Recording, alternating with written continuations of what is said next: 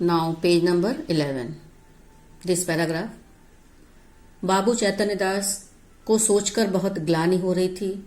वह शोक संतप्त हो गए, पश्चाताप करने लगे। रह रहकर उनके हृदय में वेदना की शूल सी उठती थी कि हाय, उन्होंने 3,000 रुपए का मुंह देखा। अगर वह अपने पुत्र को इटली इलाज के लिए भेज दिए होते तो उनका पुत्र जीवित रहता। उनके अंदर की ज्वाला उस चिता ज्वाला से कम दग्धकारिणी न थी, अर्थात उनके मन के पश्चाताप की आग चिता की ज्वाला से कम ज्वलनशील नहीं थी। यही सब वह सोच रहे थे और दुखी हो रहे थे कि अचानक उनके कानों में शहनाइयों की आवाज सुनाई पड़ी। उन्होंने देखा कि ढोल बजाते गाते पुष्प आदि की वर्षा करते हुए मनुष्यों का एक समूह एक अर्थी को लेकर मणिकर्णिका घाट पर पहुंचा। एक युवक उनके पास आया। उस युवक से उन्होंने पूछा कि वह कौन है, तो उसने जवाब दिया कि वह उनके पिता हैं, देहात से आया है और उनके पिता की अंतिम इच्छा थी कि उन्हें मणिकर्णिका घाट पर ले जाया जाए। यह सोचकर उन्होंने चैतन्य दास ने उसके पिता की बीमारी के बारे में पूछा कि आखिर क्या हुआ था उन्हें।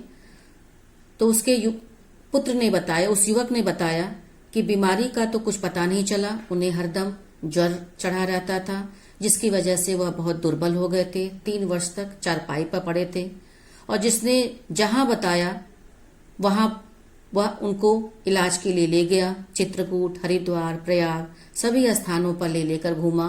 वैद्यों ने जो कुछ भी कहा वह सारा इलाज उसने किया, कोई भी कसर बाकी नहीं किया। आगे दिस पैराग्राफ। इतने में युवक का एक साथी आया और उसकी प्रशंसा करते हुए बोला बाबू चैतन्य दास से कि साहब, नारायण लड़का दे तो इस युवक की तरह दे, क्योंकि उसने अपने पिता के इलाज के लिए कोई भी कसर बाकी नहीं रखी। रुपयों को ठीकरे समझा, अर्थात रुपयों को उसने कोई मूल्य नहीं दिया, कोई उसके लिए कोई कीमत नहीं थी।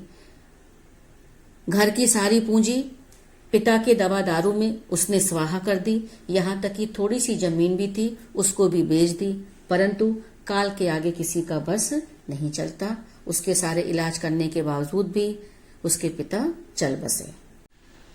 Now page number 12। These paragraphs. इस पैराग्राफ में बताया गया है कि युवक के लिए धन महत्वपूर्ण नहीं था, बल्कि उसके लिए तो उसके पिता का जीवन ही सब कुछ था। युवक ने बाबू चैतन्य दास से कहा कि रुपया पैसा तो हाथ का मैल है, कहाँ आता है कहाँ जाता है, पर मनुष्य नहीं मिलता। और अगर जिंदगी रही तो बहुत कमा खा लेगा, लेकिन मन में यह लालसा तो नहीं रह जाएगी कि अपने पिता को बचाने के लिए उसने कोई कसर नहीं छोड़ी। ठीक है। और उसने ये भी कहा कि आज भी यदि कोई उसके पिता को एक बार बुलवा दे तो वह सारा घर द्वार उन्हें दे दो, क्योंकि धन से प्यारी जान है, जान से प्यारा ईमान। और जब उनकी आत्मा सुख से रहेगी, शांति से रहेगी, तो उसका तो सब तरफ से कल्याण ही कल्याण होगा। ठीक है। This paragraph. बाबू चैतन्य दास उस युवक की सारी बातें सिर झुकाए सुन रहे थे।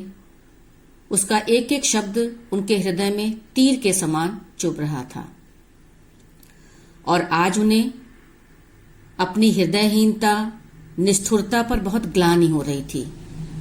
और इस घटना से उनके चित्त पर ऐसा प्रभाव पड़ा कि उन्होंने अपने पुत्र प्रभुदास की अंत्येष्टि संस्कार में हजारों रुपए खर्च कर डाले, क्योंकि उनके मन की शांति के लिए अब मात्र सिर्फ यही एक उपाय रह गया था।